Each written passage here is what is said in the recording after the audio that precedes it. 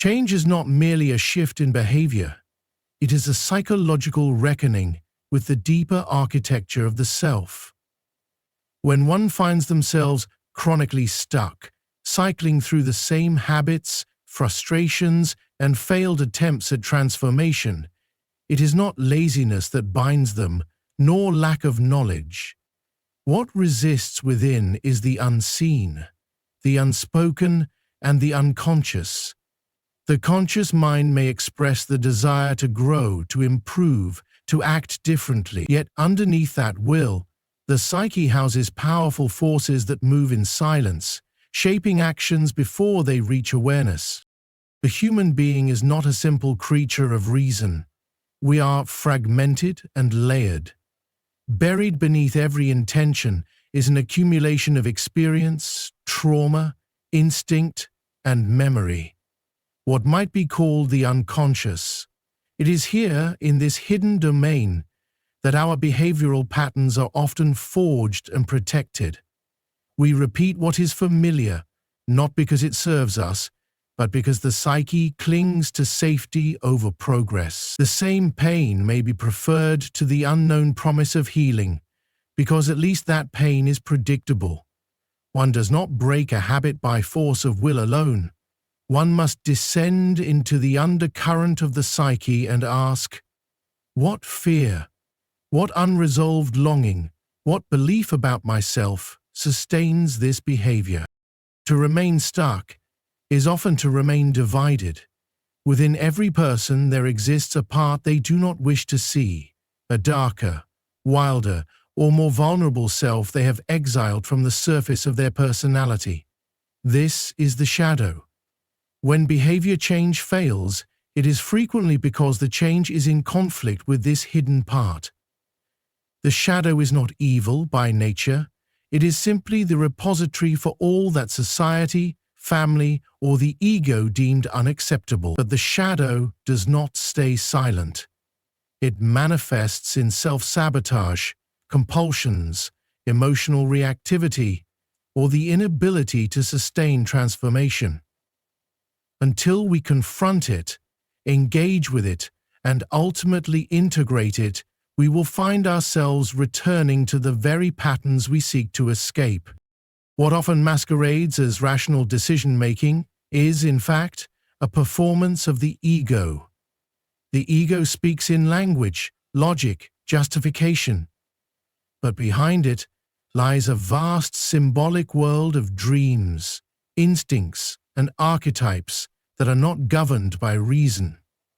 When one tries to change a behavior by appealing only to intellect or external reward, they are neglecting the vast and irrational truth of who they are. The psyche does not respond to command. It responds to meaning. Symbols carry more weight than slogans. A single honest confrontation with the self may do more than 100 attempts at motivational self-talk. True behavior change is not a cosmetic adjustment. It is an inward journey. It requires more than a goal or a checklist. It requires courage. It demands that the individual look into their own psychic mirror and see both the light and the shadow, the nobility and the flaw. This is the work of individuation, the process of becoming whole. It is not linear, it does not promise perfection, but it aligns the outer behavior with the inner reality. And in doing so, it creates the only change that lasts, transformation that honors the full complexity of the self. To move forward, then, one must do more than act differently. One must become different, not by rejecting who they have been, but by understanding it deeply, not by suppressing discomfort, but by listening to it as a teacher. Each behavior that repeats without resolution carries a message from the psyche. To decode that message is not a quick fix. It is in many ways a sacred task. Behavioral change, therefore, must be seen not as a war against the self, but as a dialogue with it, The self is not a problem to be solved, it is a mystery to be engaged. And in that engagement, the stuck places begin to loosen, not by force, but by understanding. This is not simply about becoming better, it is about becoming whole. The process of behavior change is often misunderstood as a matter of willpower or motivation, but at its root lies something far more intricate and elusive: the unconscious mind. When people attempt to transform a behavior, whether it's adopting healthier habits, changing how they respond emotionally, or altering patterns in relationships, they typically approach the challenge with conscious intent. They set goals, make plans, and push themselves toward action. Yet many find themselves slipping back into old habits, unable to maintain progress despite sincere efforts. This failure is not necessarily a sign of weakness or moral failing. It is a signal that something deeper is at play. The unconscious acts as a gatekeeper, preserving old behaviors and belief systems that were formed long before the desire for change emerged. These internal structures are not random. They are developed over time, shaped by early experiences, traumas, rewards, punishments, and repeated narratives about the self and the world. What becomes unconscious is not lost. It is repressed, hidden from awareness because it may be too painful, too conflicting, or simply inconvenient for the persona that we present to the world. When someone attempts to change but feels inexplicably blocked, the source of resistance is often buried beneath layers of thought and memory. For example, a person may wish to speak more confidently in public, but an unconscious fear of judgment, rooted in childhood experiences of ridicule or rejection, may override the conscious desire. The body may react with anxiety, the mind may go blank, and behaviors revert to the familiar pattern of silence or avoidance. The unconscious is protecting the individual from a perceived threat, even if that threat is no longer real. It works like an outdated operating system, running on old data. Until this programming is updated, not through force, but through awareness and integration, the same protective but limiting patterns will repeat. These unconscious elements are not merely emotional, they are symbolic. They represent core beliefs such as, "I am not enough," "the world is unsafe," or "love must be earned." These beliefs are often so deeply held that they operate without detection, yet they influence every decision, reaction, and behavior. When the unconscious mind holds a belief that contradicts the intended change, conflict arises. A person might want to be more assertive, yet unconsciously believe that assertiveness leads to abandonment or punishment. As a result, they remain passive, not because they don't know how to speak up, but because doing so threatens their internalized map of survival. The unconscious mind is not concerned with happiness or growth. It is concerned with safety and familiarity. This internal conflict creates cognitive dissonance, a psychological tension between what we say we want and what we truly believe or expect deep down. That tension, if left unexplored, results in behavioral paralysis or relapse. The individual may try harder, seek more external tools or advice, but none of it penetrates the true barrier. Change becomes a cycle of hope, followed by self-blame. The deeper work lies not in pushing harder, but in pausing and listening. Asking what part of the self is frightened by change, what past experience is being reactivated, and what message the resistance is trying to convey. Understanding this dynamic does not immediately erase the barrier, but it begins to loosen it. Awareness is the first step toward transformation. When the unconscious is brought into consciousness, when the hidden becomes seen, its grip weakens. Patterns that were once automatic become observable. Behaviors that seemed involuntary gain space for choice. This process is not instant and often involves discomfort, as one must confront parts of the self that have been denied or minimized. However, this discomfort is also a sign of movement, an indication that the psyche is reorganizing in response to new insight. The unconscious is not a static vault of memories and instincts. It is a living, dynamic force that responds to attention, inquiry, and symbolic understanding. It communicates through dreams, bodily sensations, slips of the tongue, emotional reactions, and repetitive life patterns. When these signals are ignored, they intensify. But when they are acknowledged and explored, they begin to transform. Behavior change that lasts, then, does not begin with a better plan or stronger discipline. It begins with a journey inward. To understand the internal forces that resist change, not as enemies to be conquered, but as messengers bearing truths that have long gone unheard. Many individuals find themselves returning to old patterns not because they lack vision or desire, but because the very identity they have built over time is rooted in those patterns. Behavior is not separate from the self. It is an expression of who we believe we are.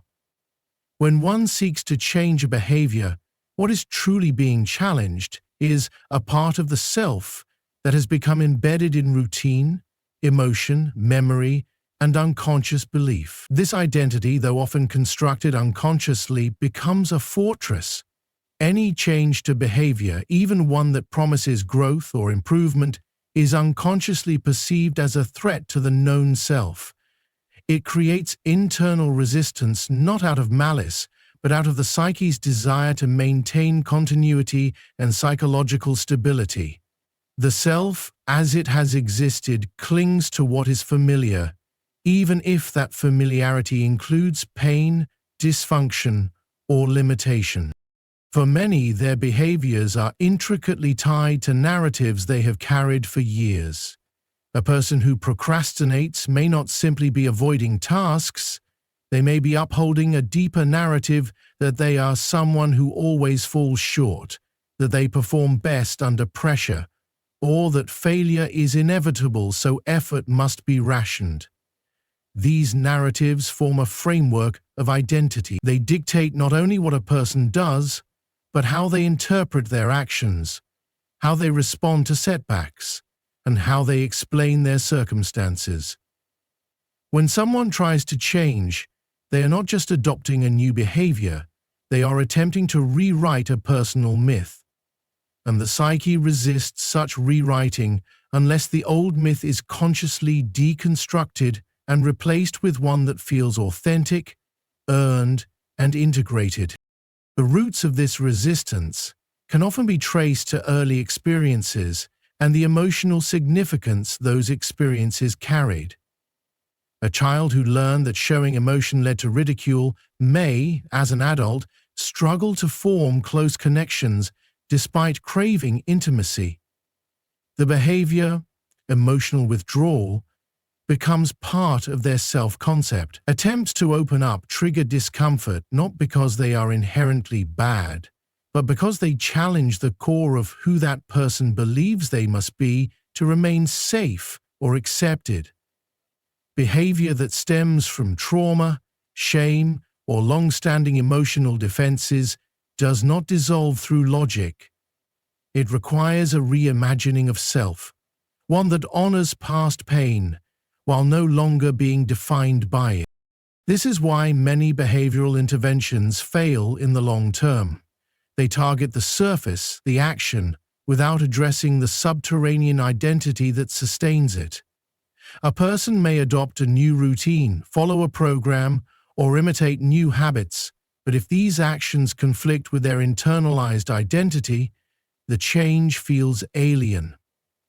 The behavior might last for a week or a month, but it does not integrate. The psyche eventually reasserts the familiar, pulling the person back to behaviors that feel congruent with who they think they are. It is not enough to want change. One must feel entitled to change, must see oneself as the kind of person for whom change is natural, possible, and deserved. Another layer of this dynamic involves the social reflection of identity. We do not form our sense of self in isolation.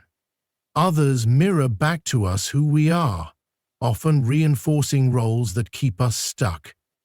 If someone has always been the caretaker in their family, they may struggle to ask for help or set boundaries, because doing so would conflict with the expectations placed upon them by others.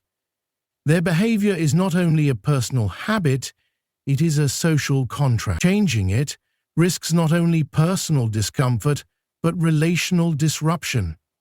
And so, they remain stuck, not because they cannot change, but because changing would mean renegotiating their place in a web of relationships. Behavior, therefore, is not a solitary act. It is relational, symbolic, and deeply entwined with identity. Real change happens when a person begins to question the stories they have lived by. When they ask, "Who taught me this pattern? What purpose has it served? What fear lies beneath my reluctance to let go of it?" These questions open space within the psyche for a new identity to emerge, one that can carry new behaviors, not as foreign impositions, but as expressions of a truer self.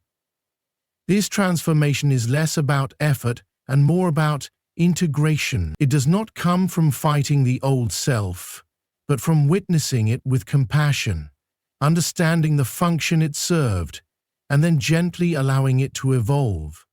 The behaviors that emerge from such a shift are not temporary fixes, but authentic expressions of a self no longer confined by outdated beliefs or unconscious roles. The human psyche does not operate in a vacuum. It is constantly in dialogue with the world around it, responding to signals from others, from culture, and from our environment. Often, people remain stuck in certain behaviors not merely because of internal resistance, but because their external environment reinforces the status quo. The mind, in its deep and symbolic language, interprets these external patterns as affirmations of its internal state. For example, someone who views themselves as incapable or unworthy may unconsciously gravitate toward environments that reflect that view, be it in the relationships they maintain, the workplaces they tolerate, or the challenges they avoid. The environment becomes a mirror, reflecting back the narrative already held within. This reinforcement can be subtle and persistent, embedding behavioral patterns so deeply that the individual ceases to question them, mistaking them for personality rather than conditioned response. Furthermore, environments hold emotional memories. A particular place, scent, or sound can trigger an unconscious emotional response linked to past experiences. If those experiences were traumatic, limiting, or disempowering, the body and mind may respond with hesitation, anxiety, or withdrawal, even if the logical brain insists that the situation is safe or different now. In this way, the environment acts as a powerful cue, evoking behaviors that may feel automatic. One might resolve to change, but walking into a familiar setting, an old home, a particular room, a workplace, can trigger the reactivation of behaviors that one thought had been overcome.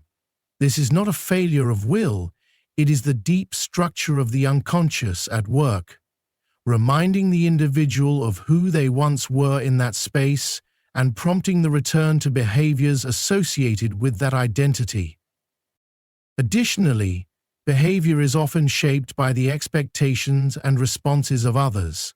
From early childhood, we learn what is acceptable, lovable, and safe through feedback. If vulnerability was met with punishment or dismissal, then concealment becomes a learned strategy.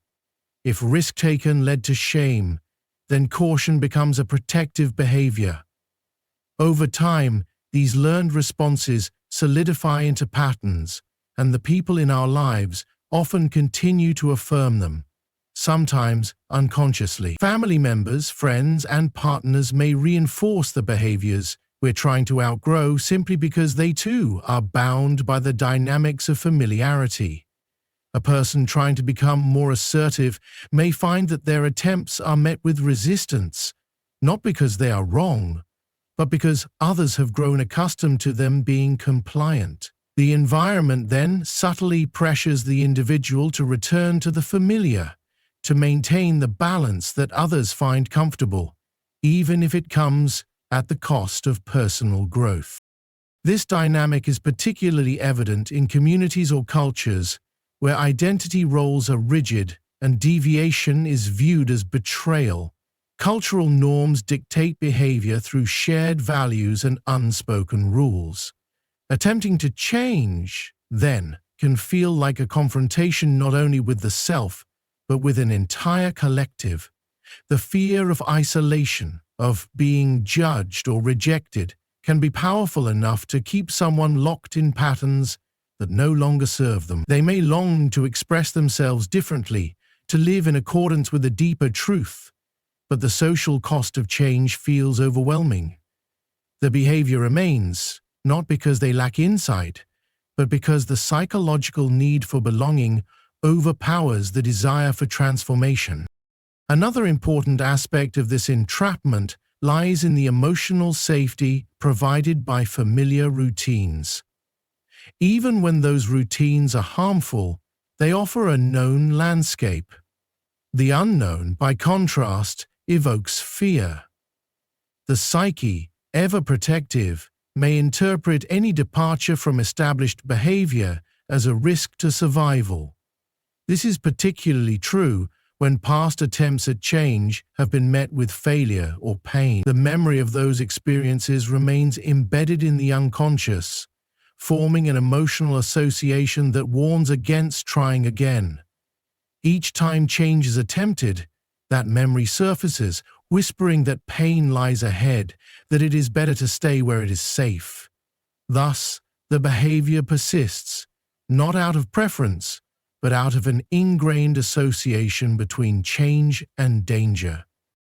To truly understand why people stay stuck, one must consider the interplay between the internal and external, between personal narrative and environmental feedback.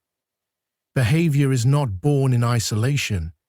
It is the product of 1,000 interactions, messages, and memories. When these are all aligned toward the familiar, change requires more than motivation. It requires a shift in the landscape itself. Only by altering the environment, by seeking out new relationships, symbols, and spaces that support a new identity, can the psyche begin to loosen its grip on the old. Without this shift, even the most determined efforts toward change may be met with quiet but persistent resistance, from both within and without. The process of transformation is rarely linear, and the final blockade that often prevents lasting behavior change lies in the unconscious identification with the very patterns one wishes to abandon. At a surface level, the individual may claim to desire change, to crave freedom from harmful behaviors or repetitive emotional cycles.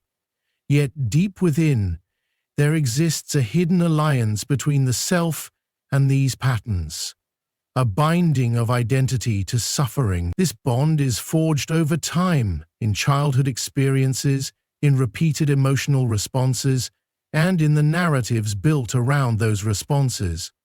The behavior becomes not just something the individual does, it becomes who they are. To let go of the behavior, then, is not merely to change an action, it is to question the self, to challenge the image they have held of themselves for years, perhaps decades. Such identification is not rooted in logic, but in psychological necessity. The mind, in its need for coherence and meaning, constructs stories that connect behavior to self-worth, identity, and survival. For instance, someone who has always needed to please others to avoid conflict may begin to believe that their value is inherently tied to being agreeable or accommodating. The behavior, while limiting, is interpreted as noble or essential. To challenge it is to risk losing a core part of the self, something the unconscious resists with tenacity. It clings to the familiar role, even if that role causes suffering, because it knows how to function within it. The alternative, being unknown, evokes anxiety, disorientation, even fear of dissolution. This fear is intensified when behavior has been associated with protection. Consider the individual who avoids intimacy to prevent being hurt. That avoidance over time may become part of how they define their strength or independence. To open up, to become vulnerable, would threaten not only their emotional defenses, but the very identity they have built upon them. Change, then, is not simply uncomfortable, it feels dangerous. The unconscious does not differentiate between emotional risk and physical danger. It responds with the same instinct to preserve the status quo. The behaviors stay not because they serve the individual's growth, but because they serve the ego's sense of consistency and control. Moreover, the shadow aspects of the self, the emotions, desires, and drives that have been suppressed, often live beneath the surface of these behaviors. Anger, grief, envy, longing, these are frequently buried beneath addictions, compulsions, perfectionism, or withdrawal.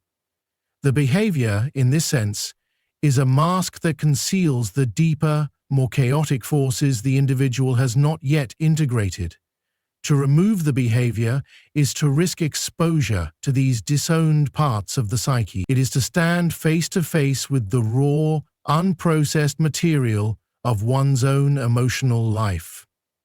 And yet, without this confrontation, true transformation remains elusive. As long as the shadow is denied, the behavior that protects one from its intensity remains necessary. Another layer to this psychological entanglement is the internalization of authority. From parents, teachers, and societal norms, we absorb expectations about how we must behave to be accepted, loved, or considered good. These internalized voices often become the critical inner dialogue that judges, shames, or corrects us. Over time, we may align our behaviors not with our authentic desires, but with these inherited scripts. Change, then, is not only an act of personal courage, it becomes a rebellion against the inner authority figures we carry within. To alter behavior means to challenge the legitimacy of those voices, to decide whose approval truly matters. For many, this is a terrifying proposition, especially when love and belonging have always been contingent on compliance. Finally, the illusion of permanence can serve as a final defense against transformation. When a behavior has persisted for years, it begins to feel as though it has always been there and always will be. The individual may develop fatalistic beliefs. This is just who I am, or I've always been this way. These beliefs are comforting in a paradoxical way. They absolve the individual of responsibility, offering an identity rooted in certainty, even if that certainty is one of limitation. To believe in the possibility of change is to accept uncertainty, to walk into unknown territory where there are no guarantees. The psyche may resist this ambiguity, preferring the predictability of pain to the risk of failure or disappointment. And so, it holds on, not because it lacks vision or desire, but because it equates the old behavior with safety and self. True change is not born merely from desire, but from a deep and courageous confrontation with the self. The behaviors that keep us stuck are not just habits. They are expressions of deeper psychological structures, forged through pain, protection, and identity. To transform them is to unravel the illusions we've mistaken for truth, to meet the shadow we have long ignored, and to risk the death of who we were for the emergence of who we might become. Only when we are willing to face this inner landscape with honesty and compassion can we begin the alchemical process of real, lasting change.